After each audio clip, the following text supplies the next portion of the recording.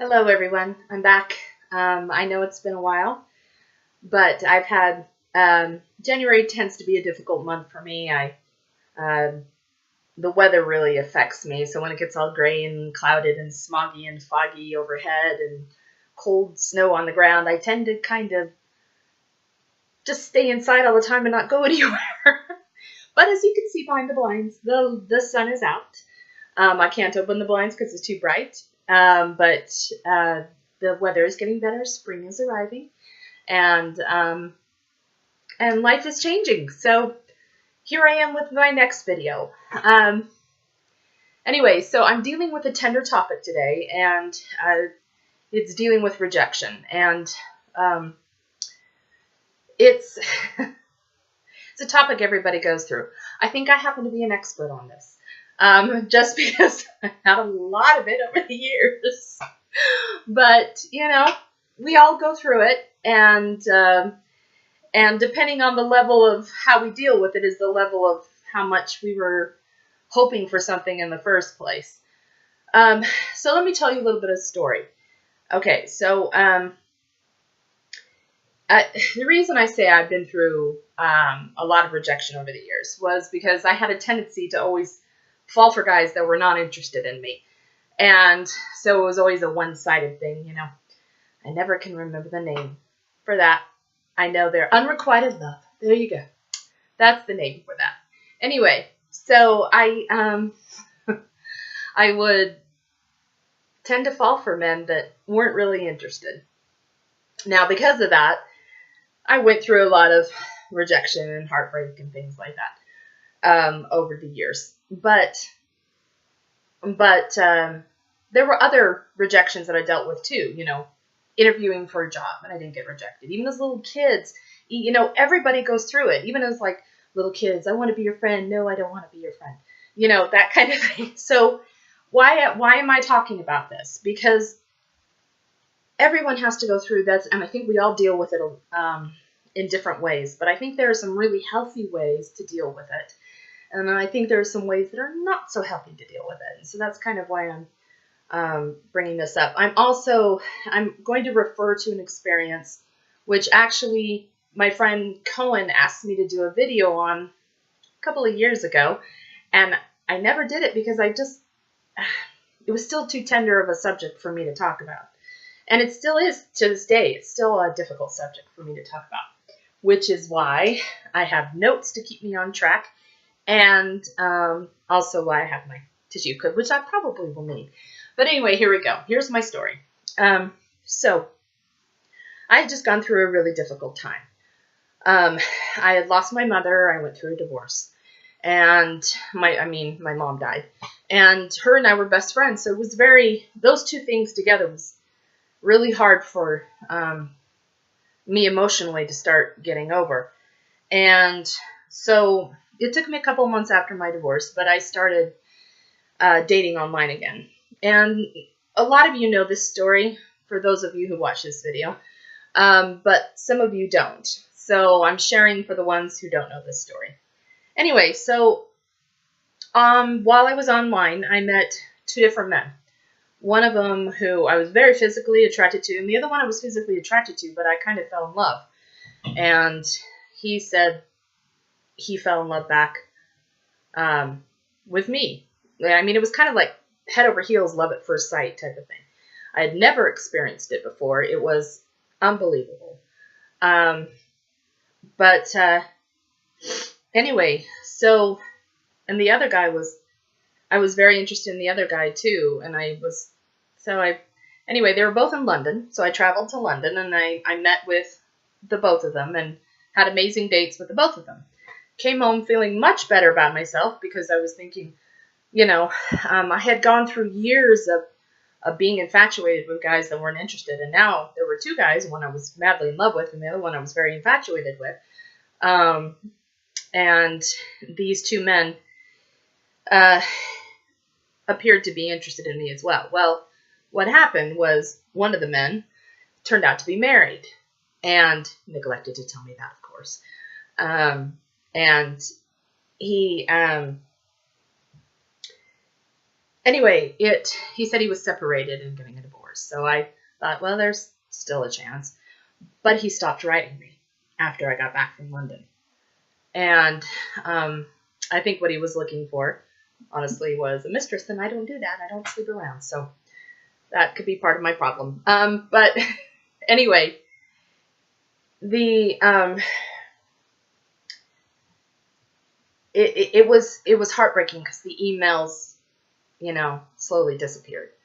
And then at the same time, just a short while later, my nephew, who was my 19-year-old nephew, was living with me, and my dad at that time had also passed away.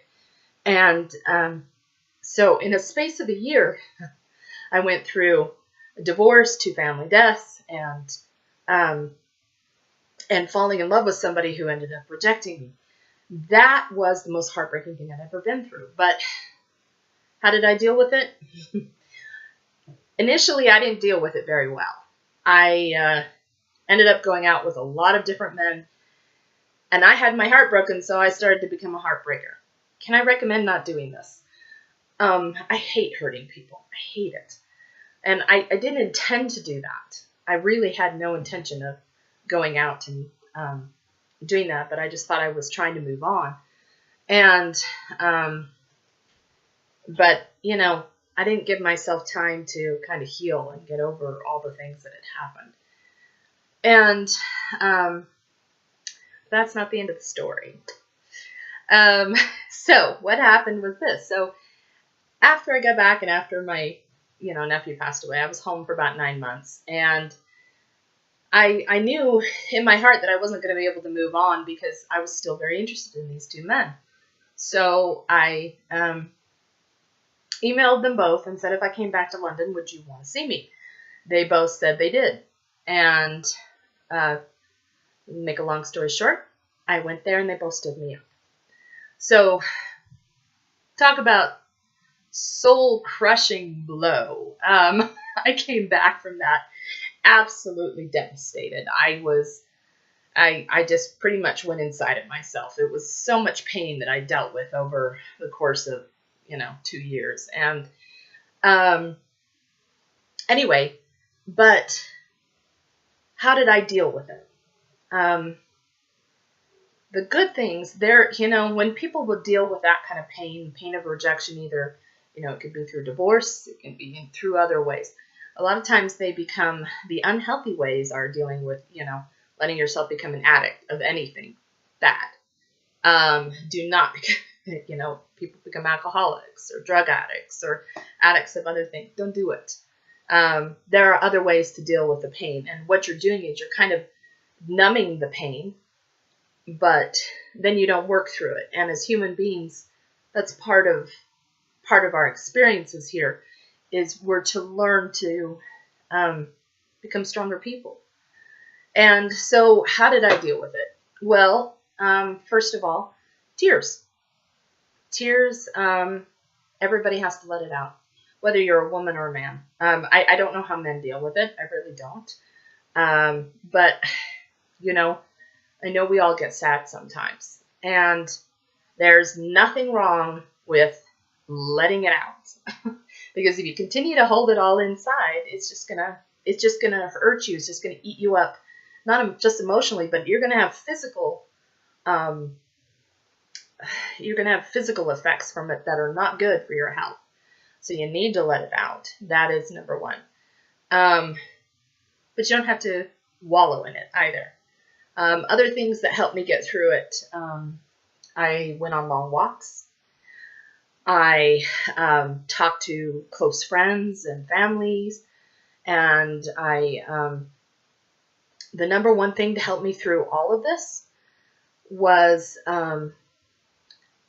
prayer.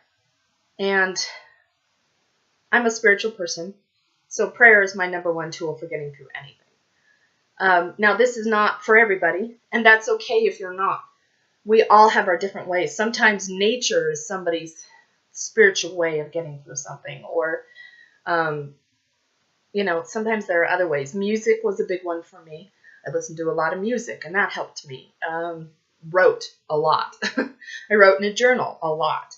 And sometimes I would write these things out on my blog. In fact, I wrote about some of these experiences and, and put it on my blog. See, I told you I was going to get teary-eyed talking about this. But the number one thing that I got, well, no. After going through all this, the one way I dealt with the rejection the best was to learn to love myself again. And it can take a while. And sometimes it takes a very short time because it just depends, on what it is. So it's a job interview and you kind of wanted the job interview and it was rejected and you feel a little bit bad, but not really that bad. But this, it took me a long time. And I learned to just find happiness again in the simple things. Whether it was a sunset or whether it was holding a baby or whether it was playing with a cat or whether it was just giving a friend a hug or, finding things in life to just enjoy again. And that is how I got over the pain and dealt with the rejection of, really just dealt with the heartbreak. So that is my advice to you guys. When you're dealing with a lot of pain and dealing with a lot of rejection, learn to love yourself again. Because you're a pretty incredible person. And, like I said, I don't want to get too religious on my channels, but God made you the way you are for a reason. And so you have to find out what that reason is and remember that there are those who are just going to love you to death for who you are. And that's my video for today. I hope it helps a little. Take care, everyone. Bye-bye.